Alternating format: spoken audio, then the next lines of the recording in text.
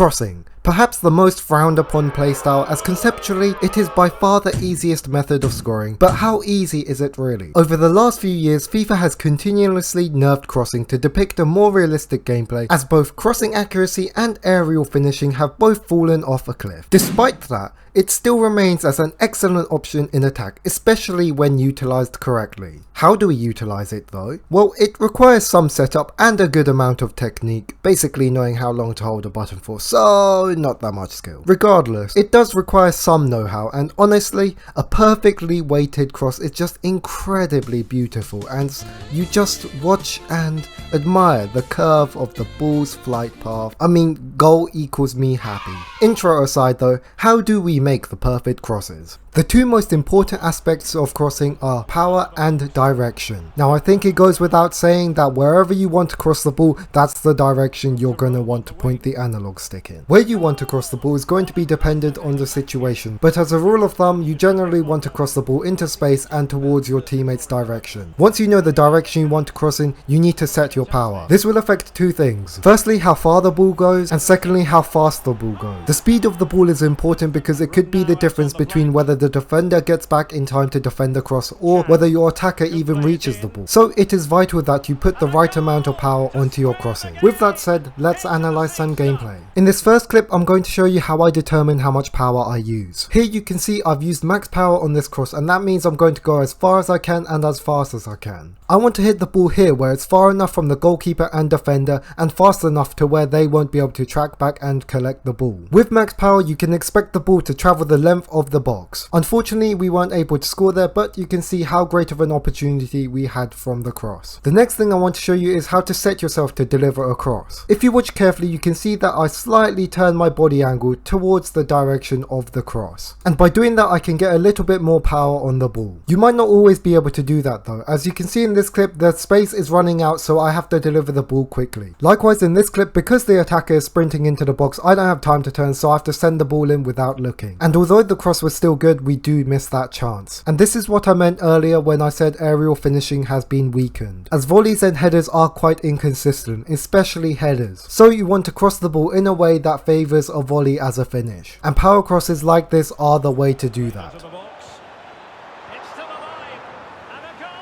One thing you may have noticed is that all these clips are in pro clubs and I have attackers to run onto these crosses. And of course this definitely helps with making good crosses, as it takes two to tango. That being said, it's not a necessity for you to have a teammate to play with. As you see in this clip, I ignore my teammate and instead pass to the CPU, making the off the ball run. The last thing I want to talk about is the type of cross you want to do.